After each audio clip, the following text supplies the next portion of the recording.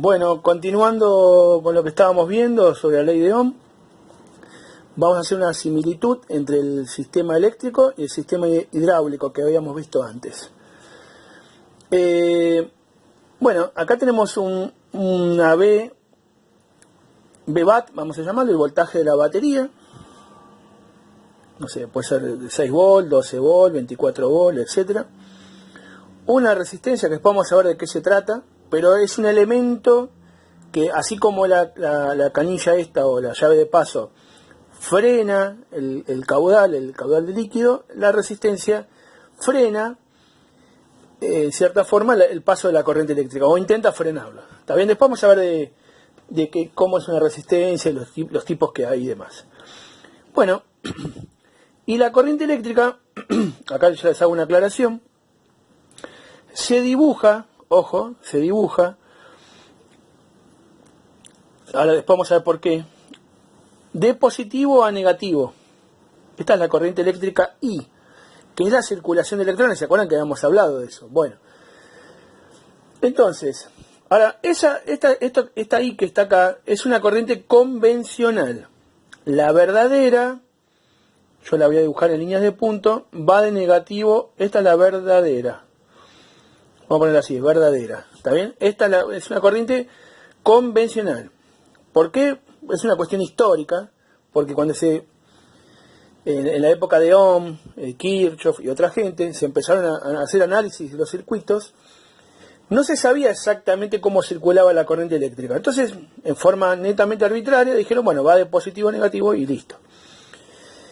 Todo venía muy bien, o sea, con toda la teoría de circuitos, ley de Ohm, Kirchhoff, potencia eléctrica, todo lo que es el magnetismo, electromagnetismo, hasta ahí venía bastante bien. Para la teoría y la práctica venía muy bien. No hubo ningún inconveniente. De hecho, se llegó a hacer hasta electrificación de las ciudades. ¿Se acuerdan de la película que les pasé de Tesla versus Edison? Bueno, de la corriente alterna, ya se trabajaba en corriente alterna, en continuo, bueno, etcétera.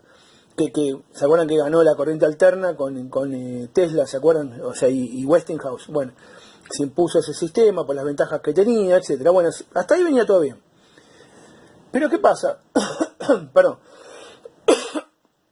Allá por principios del siglo XX, perdón, cuando empezaron a hacer las primeras comunicaciones de radiocomunicaciones, se inventó Fleming, y después otra gente la perfeccionó, aparece la válvula termoiónica, las famosas válvulas. Bueno, resulta ser que para poder explicar el funcionamiento teórico de las válvulas termoiónicas, el decir que la corriente va de positivo a negativo, ahí no tenía sentido. Bueno, hubo que rever toda la teoría, estudiaron a fondo, ya a nivel atómico. Aparte ya se estaba trabajando, ¿se acuerdan con lo que les mandé de átomo y demás, de la energía nuclear y todo eso? Bueno, ya la ciencia empezó a conocer más a fondo el interior del átomo y la corriente eléctrica además, y se siguió estudiando y se determinó que la corriente eléctrica va de negativo a positivo, es decir, de donde sobran electrones es una corriente de electrones hacia donde falta. Pero, por eso digo, por razones históricas, ya estaba instaurado esto, que la corriente va de positivo a negativo, pero bueno, quedó así, por una cuestión histórica. Y entonces ya había mucha bibliografía, muchos libros, muchos manuales técnicos, y se dejó así. Pero ustedes sepan que la corriente va de electrones, va de negativo a positivo. Es la realidad, la verdadera, la real. Esta es una corriente convencional, no es la verdadera. Pero nosotros la vamos a dibujar así, de positivo a negativo. Pero sepan, vuelvo a recalcar, a repetir, que la verdadera va de negativo a positivo. Perfecto. Ya tomando eso en cuenta, entonces acá podemos decir que en un circuito eléctrico, la ley de Ohm establece que la corriente eléctrica I es igual a B sobre R. Fíjense la similitud con esto, donde acá tenemos que I no es lo mismo, son procesos físicos distintos, pero lo podemos hacer una semejanza con Q, la corriente, la circulación de electrones, con la circulación de agua. Podemos decir que B, la tensión o el voltaje, como le llaman en la jerga, del circuito, es parecido a delta P, la diferencia de presiones. Delta P, no es una A, es delta, recuerden, el triangulito es, bien, delta P, y que R es similar a R.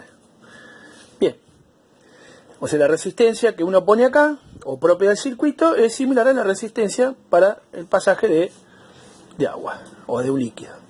Bien, entonces acá yo puedo decir que, fijémonos en la fórmula esta que está acá, yo puedo decir que con R igual constante, vamos a hacer lo mismo que habíamos hecho acá.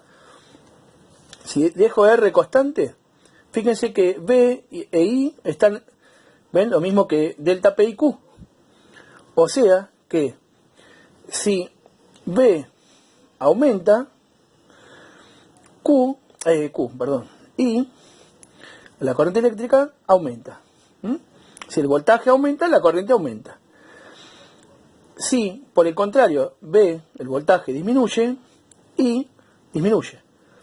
¿Sí? O sea que podemos decir que I es directamente proporcional a B. ¿Sí? Con R constante. O sea, dejamos la resistencia constante. Ahora hagamos una cosa. Ahora cambiemos, dejemos el voltaje de la batería constante, qué sé yo, 12 volt por ejemplo, y variemos la resistencia. Vayamos cambiando la resistencia y veamos qué pasa.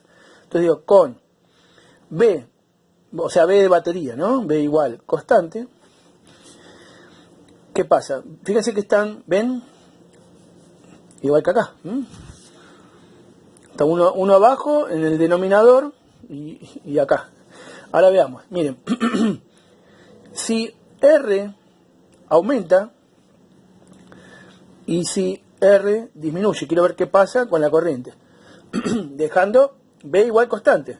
Si la resistencia aumenta, ¿sí? Que es este caso de acá, aumenta la resistencia, la corriente se frena más. Entonces la corriente I disminuye. Y caso contrario, si la resistencia disminuye, o sea, le pongo una resistencia más chica, no más chica de valor, digamos, no tiene por qué físicamente más chica, después vamos a ver eso. La corriente eléctrica se frena menos y la corriente aumenta. Entonces, ahí podemos decir que I es, ven, cuando una sube, una baja, y una baja, una sube, ¿ven? Es inversamente proporcional, disculpen la letra porque cuesta mucho, a R. ¿Se entiende eso? Bueno, bien. Ahora voy a hacer otro video para ver esto en números, para que vean cómo interpretar esto. Porque por ahora, hasta ahora es todo muy analítico, muy teórico, pero vamos a ver un poquito en números. Y después voy a hacer dos videos más, o al menos dos videos más. Uno con una simulación, con un simulador de software, después lo vamos a ver, es muy práctico. Y después voy a hacer un circuito real para que ustedes lo vean. Y después aparte les voy a pasar otros videos de YouTube y demás que encuentren. Pero los que yo les voy a mandar son los que yo voy a hacer. Así que ahora seguimos. Les paso otro video.